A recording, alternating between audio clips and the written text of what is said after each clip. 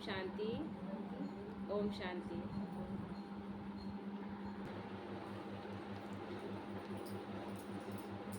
सुख और दुख का संबंध किसके साथ है और वह किस रीति से उत्पन्न होता है, यह जानने की अत्यंत आवश्यकता है, क्योंकि जीवन में पल पल हम सुख या दुख का अनुभव करते हैं। सुख और दुख कर्मजन्य है और इनका संबंध सीधा कर्म के साथ है। हम जैसा कर्म करते हैं वैसा हमें सुख या दुख हमें मिलता है, और हम अच्छा कर्म करें फिर भी दुख मिले, ऐसा होता है क्या? जैसा हम कर्म का बीज बोते हैं वैसा फल निकलता है। ये सीधा सा बात है। कर्म करते समय जैसी भावना होगी, जैसा उसका साधन होगा, तदनुसार ही उसका फल होगा। शूर्पणखा क्या किस भावना से गई थी? अच्छा बना ली थी अपना चेहरा मोरा, राम को बोली कि तुम हमसे शादी कर लो या लक्ष्मण तुम मेरे साथ शादी कर लो। जब जिस समय वो अपना चेहरा बनाई थी उस समय चेहरा कितना खूबसूरत था, देवी का चेहरा था, बहुत खूबसूरत। लेकिन भावना कितनी गंदी थी, भावना कितनी गंदी थी। केवल विकार था, सुंदरता देखकर विकार केवल था। लेकिन सीता थोड़ा सा विकार में आती है, थोड़ा सा कि सोने का हिरण देख करके और मर्यादा का उल्लंघन कर देती। लेकिन जैसे ही समझ में आता है, रावण के कैद में जाती है, तो सबसे पहले क्या करती है? अपने सारे जेवरों को निकाल निकाल के फेंकने लगती। और एक सोने का हिरण के लिए इतना बड़ा कांड हो जाता है, और रावण बोलता है कि पूरा लंका तुम्हारा है, केवल तुम मुझे एक्सेप्ट करो। लेकिन क्या वो एक्सेप्ट करती है? तो कर्म करते वक्त मेरी भावना कैसी थी, ये भावना बहुत मायने रखता है। तो श्रेष्ठ कर्म का फल श्रेष्ठ ही होगा। अतः सदा काल के लिए सर्वश्रेष्ठ सुख की प्राप्ति के लिए सर्वश्रेष्ठ कर्मों की आवश्यकता है।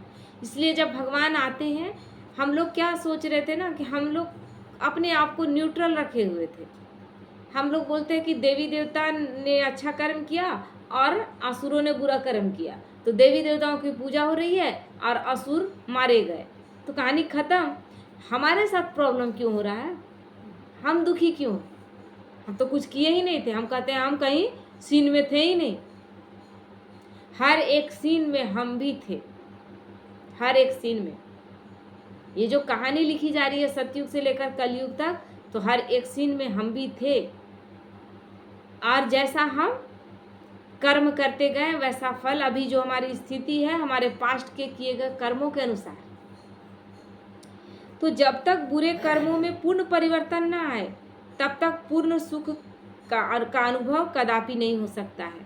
तो भगवान इसीलिए क्या कहते हैं, एकदम तुम मेरे समान बन जाओ, 100% की बाप और बच्चे में कोई फर्क ना रह जाए। बाबा ये नहीं कहता कि तुम थोड़ा थोड़ा बनो, बोला किसी को बनेंगे सब नंबरवार, सब एक समान बनेंगे नहीं। लेकिन बाबा तो नहीं बोला कि नंबरवार बनना है। बाबा क्या बोला, सबको एक समान बनना है। तो बहुतों की यह मान्यता है कि सुख एवं दुख दोनों परमात्मा ही देते हैं, और इस रीति से वे ईश्वर इच्छा कहकर स्वयं को निर्दोष ठहराने की कोशिश करते हैं। आजकल एक गाना चलता है ना, मारने वाला है भगवान,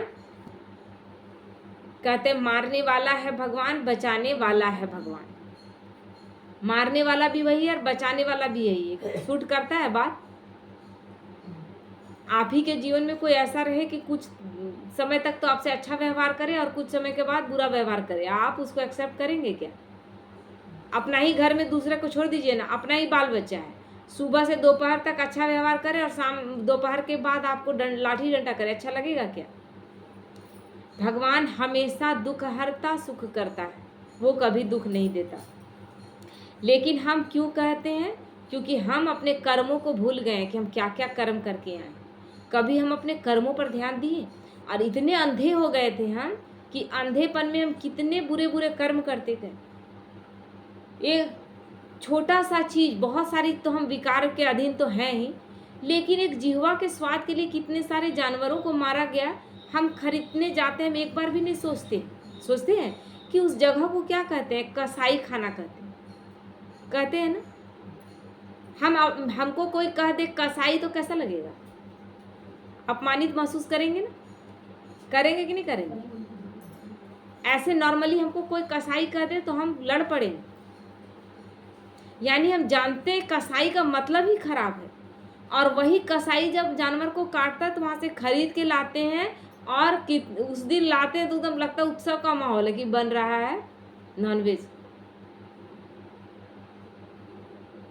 तो जानबूझकर इन सब चीज़ों में क्या अंधे नहीं बने हुए थे हम?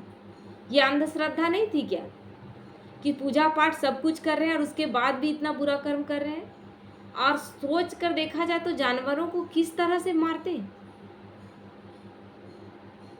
तो बहुत लोग तर्क देते हैं कि नहीं मारा जाए ना तो बहुत सारा जानवर बढ़ जाएगा, लेकिन उसके लिए प्रकृति ने कि जानवर मर जाएगा, जानवर को कोई ऐसा दो, तो वो प्रकृति ने खुद ही रच दिया है। चील है, गिद्ध है, वो सब खाएंगे, साफ करेंगे, लेकिन क्या हम चील गिद्ध हैं? हम सबसे श्रेष्ठ मनुष्य हैं, और कोई अपने से जानवर मर नहीं रहा, आप तो काट कर खा जा रहे हैं उसको। कभी एक बार भी समझ में आता है कितना पल पल वो मरता होगा? आप उसको पालते हैं, पोसते हैं, उसको खिलाते हैं, पिलाते हैं, और उसके बाद एक दिन उसको काट देते हैं। ये धोखा जो कर रहे हैं हम जानवरों के साथ, जब हमारे अपने ही घर में हम अपने बच्चे को 9 महीने गर्भ में रखते हैं, उसको पैदा करते हैं, उसको पाल पोस कर बड़ा करते हैं, और बच्चा जब घर से निकाल देता है तो कहते हैं कि देखो कितना नाशुकर है, कितना बेवफा बेटा निकला कि हमको घर से निकाल दिया, हम बचपन से उसको पाले पोसे। आप नहीं कर रहे थे? उस जानवर को जब ले जाते हैं, उसको बांध कर ले जाते हैं, ट्रेन में सफ़र करवाते हैं, हर एक पल वो जानता है कि अब मेरी हत्या होगी। उसको जो बांध कर ले जाने का सारा प्रोसेस है, क्या वो नहीं जानता है कि अंततः मेरा क्या होगा? तो कितने दर्द में वो जीता है, इतना सारा दर्द कहाँ जाता है? आप थोड़ा देर के लिए आप डिस्टर्ब रहते हैं तो आपको वातावरण का हर एक चीज़ देखने का मन नहीं करेगा। यही आसमान है, यही हवा है, यही बाहर का हरियाली, आपको कुछ भी अच्छा नहीं लगेगा। क्यों? क्योंकि आप अंदर से डिस्टर्ब, तो वो सारा वाइब्रेशन गड़बड़ आपके लिए हो गया है। और वो इतना दर्द में है तो कितना वाइब्रेशन गड़बड़ है। तो केवल हम कह देते हैं कि भगवान की इच्छा, कोई बच्चा मर गया, भगवान की इच्छा नहीं, बच्चा मर गया, उसमें भगवान की कोई इच्छा नहीं है। ये मृत्यु लोक है। जिस तरह का जितना टाइम का हम अपना सब कर्म करके आए हैं, उसके अनुसार हम फिक्स करके आए हैं कितने टाइम में हम शरीर छोड़ देंगे। तो भगवान की इच्छा कहाँ से हो गई? भगवान की इच्छा बहुत सुंदर है कि वो हमें स्वर्ग बना कर देता है। ये भगवान की इच्छा है कि मैं अपने बच्चों को स्वर्ग बना के दूंगा, और वो स्वर्ग बना के दे देता है, और फिर वो इत्मीनान से परम धाम में बैठ जाता है। उसके बाद वो इंटरफेयर हमारे जीवन में करने नहीं आता है। तो कहते हैं कि निर्बल अथवा मिथ्या ज्ञान वाले मनुष्य की अपनी मनोवृत्ति का प्रतीक है कि वो कह देंगे कि भगवान की इच्छा। नहीं कुछ बुझाया, सब कुछ अपना बुरा कर्म किए और क्या भगवान का नाम ले लिए।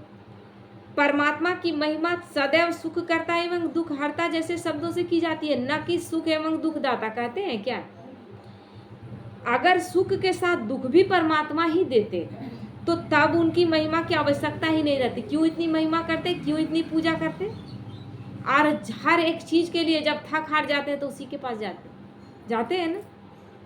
जब कहते हैं कि सब डॉक्टर दिखा के हर थक हार जाते हैं तो डॉक्टर भी क्या बोलता है, अब उसके ऊपर, उसके हाथ में। क्यों कहा जाता है ऐसा? क्या कभी कोई व्यक्ति सूर्य को प्रकाश एवं अंधकार दोनों ही देने वाला मानता है? क्या सूर्य प्रकाश और अंधकार दोनों देता है? वो केवल प्रकाश देता है, वो अंधकार नहीं देता। भगवान ज्ञान सूर्य है, वो भी केवल हमें रोशनी देता है, सुख देता है, हमें अंधकार नहीं देता, हमें दुख नहीं देता। सूर्य का कार्य सदैव प्रकाश देना है और अंधेरे को भगाने का उसका कार्य है। जो प्रकृति वो शिव रचे हैं, उस प्रकृति में सूर्य का ये कार्य है, और भगवान ऐसा कोई कार्य करेगा? तो बस इसी प्रकार परमात्मा भी सुख करता एवं दुख हरता है। जब मनुष्य दुखी होता है तब वह परमात्मा को पुकारता है। इससे भी यह बात सिद्ध होती है कि परमात्मा का कार्य दुख से छुड़ाने का है, दुख के बंधनों में जकड़ने का नहीं। आप बहुत गुस्सा करते हैं भगवान पर, कोई कोई बात में बहुत गुस्सा लगेगा कि मतलब जब ज्ञान थोड़ा सा देह भान में आएंगे ना तो भगवान पे गुस्सा लगेगा कि सब वही कर रहा है। लेकिन फिर कहाँ जाएंगे आप? जाएंगे कहाँ? जब फिर थोड़ा सा अति होता है तो फिर उसी के पास माफ कर दो बाबा, माफ कर दो जो कर रहे हो तुम्हें, क्योंकि हम जानते हैं कि वही सुख देने वाला है। हम अपना फ्रस्ट्रेशन, हम अपना निकालते हैं, गुस्सा निकालते हैं, किसके पास निकालें? माँ बाप भाई बहन जो है वही है ना, किससे नहीं बोलेंगे अपना दुख? परमात्मा सुखदाता तो अवश्य है, परंतु कर्म के सिद्धांतों को वे भी नहीं तोड़ते। इसलिए तो भगवान कर्म का सिद्धांत नहीं तोड़ता। जैसा कर्म हम किए हैं वैसा फल हम भोग रहे हैं। सारे रिश्तों को गौर से देखिएगा तो सब कुछ समझ में आने लगेगा। जहाँ जहाँ कर्म हम अच्छे करके आए थे, सारे रिश्ते वहाँ पर देखेंगे कि परफेक्ट चल रहे हैं। और जहाँ हमारे कर्म अच्छे नहीं थे, जिन जिन के साथ मेरा हिसाब किताब है, वहाँ रिश्ते बहुत बुरे। एक ही घर में एक भाई बहन का बिल्कुल नहीं पट रहा है, देखना ही नहीं चाह रहा है दोनों एक दूसरे को, लेकिन दूसरी बहनों के साथ फिर भाई का बहुत पट रहा है। ये हिसाब किताब हम सोचते हैं ऐसा क्यों, कोई मेरे साथ ऐसा भेदभाव क्यों कर रहा है। कहीं कहीं पति पत्नी में दोनों में एक दूसरे में सामंजस्य बहुत है, और कहीं कहीं देखेंगे कि दोनों एक दूसरे का बात के विपरीत है। सारा हिसाब किताब हम सोचते हैं कि मेरे साथ ऐसा क्यों।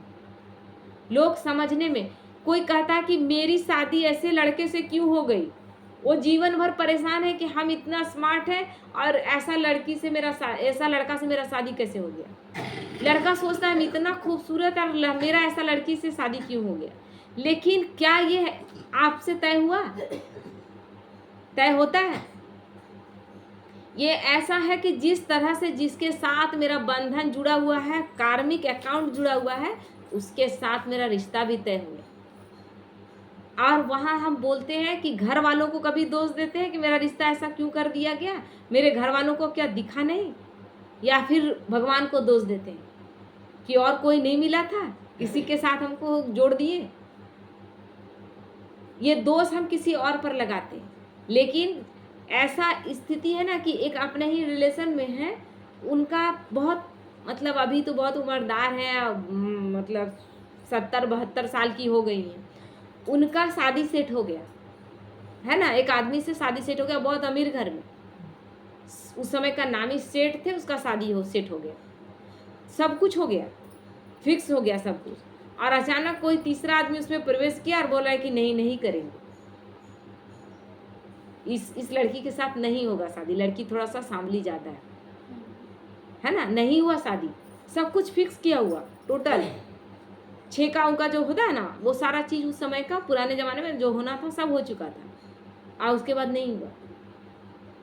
और उसी गांव में दूसरे घर में उसका शादी हो गया, जो उस समय फिलहाल उस समय वैसा नहीं था, मजबूत नहीं था, लेकिन एक ईर्खा में होता है ना, शादी कर दिया गया लड़की का, ठीक है। और लड़का का अपना जहाँ होना था हो गया, दूसरे जगह हो गया, और इसका हो गया दूसरे लड़के से। और समय का चक्र ऐसा बदला कि जिस लड़के से इसका शादी हुआ ना, जिस गरीब परिवार से था, उसका सरकारी नौकरी हो गया। जमीन जगह में सब कुछ में भरपूर था, लेकिन पैसे का आमदनी नहीं था। अब सरकारी नौकरी हो गया भरपूर, क्योंकि वो जहाँ जाएगी ना उसके अपने ही भाग्य में लिखा हुआ है, उसका सब चीज़ भरपूर हो गया। और जिसके साथ उसी गांव में जिस लड़के के साथ उसका शादी सेट हुआ था पहले, वो सेठ था, बहुत अमीर था, ये देखा हुआ मतलब अनुभव, वो उसका मतलब वो लड़का बहुत पीता उता था, धीरे धीरे उसका सब कुछ समाप्त हो गया। अब ऐसा हो गया ना कि अपना घर भी नहीं, किराए के मकान में बाहर में रहने लगा। उसके बाद कोयला उठाने का काम करने लगा। वही गांव में दोनों हैं, और दोनों का एक समय शादी से, वो जब हुआ था, जब टूट गया था तो कितना दर्द सबको लगा था, लेकिन अब स्थिति कैसा बदल गया। तो जिसके साथ मेरा तय होना है वो होगा ही। फिर हम कैसे दिमाग लगाते हैं, ये शादी ठीक नहीं हुआ, ये शादी ठीक, हम उस पर उंगली उठाते हैं। हम अपने कार्मिक अकाउंट को जो सेटल करके आए हैं, भगवान सबको सेटिंग ठीक किया हुआ है, तुम जैसा करके आए हो उसके साथ तुमको अपना हिसाब किताब चुकतू करना है। फिर हम जब बोलते हैं ना, बोलने में ही उस ड्रामा पर अनिश्चय हम निकाल देते हैं, हम ड्रामा पर ही उंगली उठा देते हैं। हम भगवान के फैसलों पर उंगली उठा देते हैं।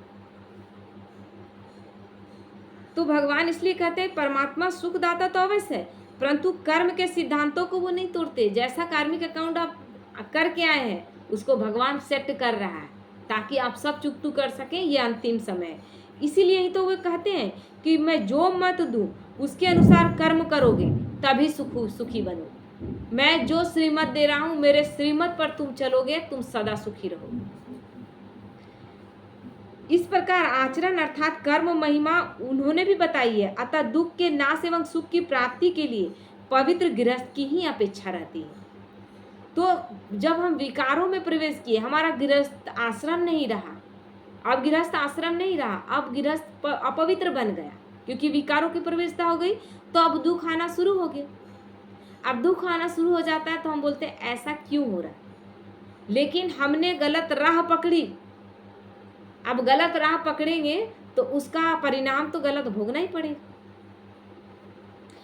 बहुतों की मान्यता है कि ज्ञान से सुख मिलता है, अतः सुख की प्राप्ति के लिए वे ज्ञानी बनने का पुरुषार्थ करते हैं, किंतु वास्तव में ज्ञान तो समझ का ही दूसरा नाम है। उस समझ से आप अपने जीवन को कैसे जीते हैं, प्रैक्टिकली उसको कैसे जीवन में अप्लाई करते हैं। भगवान ने अभी सबको ज्ञान दे दिया, लेकिन क्या सब प्रैक्टिकली यूज कर रहे हैं? सब अगर प्रैक्टिकली यूज करते तो आज सब सुखी हो जाते, सच में सुखी हो जाते। ज्ञान को जब हम समझ से यूज करते हैं तब सुखी होते हैं, केवल ज्ञान सुनने से सुखी नहीं होते। तो हम क्या कर रहे थे अभी तक ना, हमने रामायण पढ़ा, हम रामायण पढ़ के रख देते हैं, गीता पढ़ के रख देते हैं, लेकिन उसको अगर प्रैक्टिकल जीवन में अप्लाई करते तो क्या कभी कहीं लड़ाई झगड़ा होता, कभी डिस्टर्बेंस आता? हम सीखते गीता से, हम महाभारत के कहानियों से सीखते कि कहाँ कहाँ मिस्टेक हुआ, जो हम अपने जीवन में वो मिस्टेक ना करें। लेकिन हमने कैसा पकड़ लिया रास्ता, केवल पढ़ो और रख दो, तो उससे सुख मिलेगा? उस ज्ञान को प्रैक्टिकल जीवन में यूज करना समझ के साथ। तो ज्ञान लेने के बाद भी कर्म को श्रेष्ठ करने की आवश्यकता तो फिर भी रहती ही है ना। ज्ञान आप ले लें, इसीलिए तो साधु महात्मा क्या कर रहे हैं, ज्ञान ले रहे हैं और लंबा चौड़ा ज्ञान देते जा रहे हैं, लेकिन आप उसको यूज कैसे करेंगे? आप तो घर बार छोड़ के बैठे हुए हैं, आप ज्ञान को यूज कैसे करेंगे? आप तो करके दिखा भी नहीं सकते क्योंकि आपने तो कर्म संन्यास कर लिया। अतः याद रहे कि ज्ञान को भी आचरण एवं व्यवहार में लाने की आवश्यकता है। वो ज्ञान दिखना चाहिए। क्या कहते हैं हम, कोई बच्चा बदमाशी करता है तो बड़ा स्कूल में पढ़ता है और देखो बोलचाल कैसा, क्यों? क्योंकि उससे हम अपेक्षा करते हैं अच्छे स्कूल में पढ़ रहा है, अच्छा नेचर होना चाहिए, बोलचाल अच्छा होना चाहिए, सबके साथ बिहेव अच्छा होना चाहिए, अपेक्षा करते हैं ना। तो हम रामायण महाभारत गीता पढ़ रहे हैं, बड़े बड़े ग्रंथों की बात कर रहे हैं, लेकिन हमारा नेचर कैसा है? दो भाई एक साथ घर में नहीं रहने सक रहे हैं, छोटे छोटे जमीन के टुकड़े के लिए एक दूसरे से लड़ रहे हैं, एक दूसरे को देखना नहीं चाह रहे, नफरत करते हैं, घृणा करते हैं, आत्माएं शरीर छोड़ दे रही हैं। ऐसा स्थिति गांव घर में ऐसा स्थिति है ना, जमीन जगह को लेकर कि आपको जाने का मन नहीं करेगा, जाने का मन नहीं करेगा। बाहर यहाँ पर तो जितने लोग हैं अलग अलग जगहों से आए हुए हैं, लेकिन गोतिया जो होता है ना, वो अजीब सा स्थिति उत्पन्न हो गया जहाँ कोई एक दूसरे का अच्छा नहीं होते देखना चाहता है, और वो मंदिर में जा रहा है पूजा करने और व्रत त्योहार खूब कर रहा है। किसी का कुछ थोड़ा सा एक्सीडेंट हो गया, अच्छा हुआ उसका, ऐसा कर रहा था ना, उसका होना जरूरी था, बड़ा उछल रहा था, बहुत पापी था, अगले दिन उसका एक्सीडेंट हो गया, पता नहीं किसका नजर लग गया, मेरा तो कोई अच्छा देखना ही नहीं चाहता है। सोच में कितना फर्क है, सोच में कितना फर्क है। दूसरे का हुआ तो आप कहते हैं कि ऐसा कर भी कर रहा था, जब अपना हुआ तो एक्सीडेंट, कोई हमको और करवा दिया, कोई हमको देखना नहीं चाहता है, कोई नजर लगा दिया, यही है।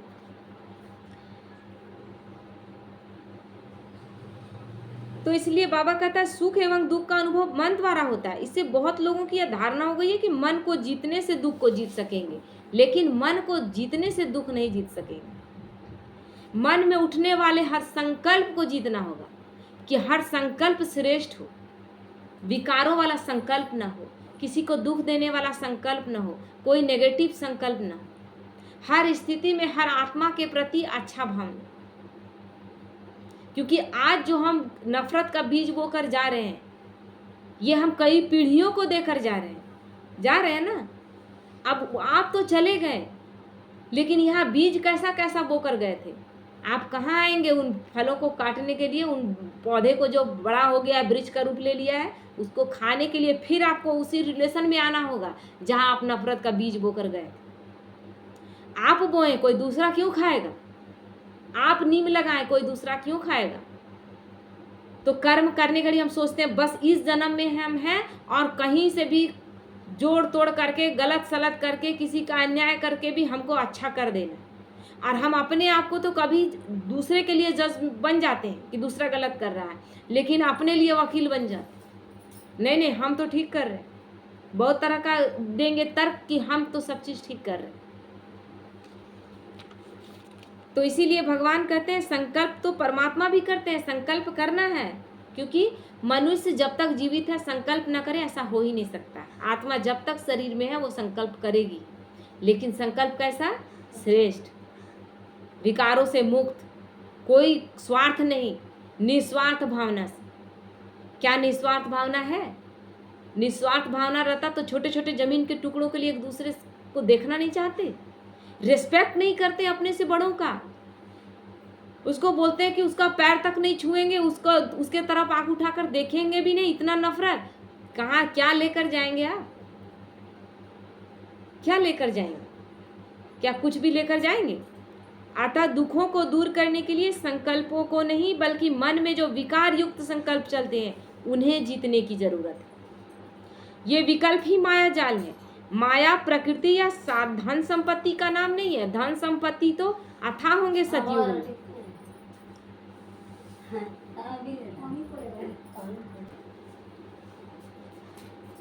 तो माया प्रकृति का या धन संपत्ति का नाम नहीं है, क्योंकि धन संपत्ति तो अथाह रहेगा सतयुग में, लेकिन वहां माया नहीं रहेगी, क्योंकि धन संपत्ति वहां पर रहेगा, लेकिन उसके प्रति जो अहंकार है वो चीज नहीं रहेगा, कोई विकार वहां रहेगा ही नहीं। तो धन संपत्ति भी कैसा लगेगा? क्योंकि वहां आत्मा जानेगी कि यहाँ हम रोल निभा रहे हैं और फिर हमको चले जाना है, फिर नए शरीर में आना। आत्मा शरीर को छोड़ेगी और दूसरा शरीर धारण करेगी, इस जन्म में अपना परफेक्ट रोल निभाएगी, ये सारा चीज वहां पर पता है। मुख्य रूप से विकार 5 ही हैं, जिनके नाम काम, क्रोध, लोभ, मोह और अहंकार। विकार के वश जो विचार चलते हैं उनको विकल्प अथवा दूषित संकल्प कहते हैं, और विकार युक्त जो भी कर्म होते हैं उसे विकर्म कहा जाता है। विकारों के अधीन होकर हम जो भी कर्म कर रहे हैं वो सब विकर्म है। हम सोचते हैं कि जो कर्म हम पूजा पाठ करके, धन संपत्ति का दान करके, मंदिरों में दान पेटियों में डाल करके आ जा रहे हैं, सोच रहे हैं मेरा सब पाप कटित हो जा रहा है। आपका एक भी पाप उससे कटित नहीं हो रहा है, एक भी पाप नहीं कटित हो रहा है। पाप कटित तब होता है जब आप किसी को दुख दिए, उसको क्षमा मांगेंगे, उसका वो दुख फिर से आप दूर करेंगे। होता है ऐसा क्या? मान लीजिए हम आपसे 500 रुपया लेते हैं और हम आपको नहीं दिए, आप तड़प रहे हैं, और हम आपके सामने दिखाकर मंदिर में 500 रुपया डाल देते हैं, भगवान स्वीकार कर लेगा क्या? ठीक है, 500 रुपया दे दिए, उस दान का आपको फल मिल जाएगा, लेकिन आपका जो हम लिए हुए हैं उसका तो हमको रिटर्न देना ही होगा, उससे आप तो नहीं खुश हो जाएंगे। तो अपने हिसाब किताब हर एक को चुकतुक करना ही। इसीलिए कोई भी विकारी सोच के द्वारा कर्म कर रहे हैं तो हर कर्म विकर्म। कोई मेरे लिए सालों साल पहले अपना देखे कि कितना मेरे लिए बहुत लोग किया हुआ है, वो सब हम कैसे एक पल में भूल जाते हैं। थोड़ा सा रिश्तों में दरार आता है, थोड़ा सा बात आता है तो हम नफरत और घृणा करने लगते हैं, लेकिन पीछे अपने अतीत में जाकर देखें कि आपके कितने लोगों ने आपको सहयोग दिया था, आज उनको आप देखना नहीं चाह रहे, जबकि समय कितना है, लोग शरीर छोड़ दे रहे हैं और दुख लिए हुए चले जा रहे हैं। तो कितना भारीपन लेके जा रहे हैं और कितना भारी करके जा रहे हैं। तो वो बच्चे जो फिर आते हैं, वो आत्माएं फिर जब बच्चे के रूप में जन्म लेती है तो उतना ही दर्द में आती है। तो कितना तकलीफ वाला सबका जन्म है। इसीलिए देख रहे हैं छोटे छोटे बच्चे आ रहे हैं, नई नई बीमारियों के साथ आ रहे हैं। अभी बच्चा जन्म ही लिया है और तुरंत बोलते हैं कि आईसीयू में, बच्चा आईसीयू में, माँ घर में आ चुकी। ये स्थिति क्यों है?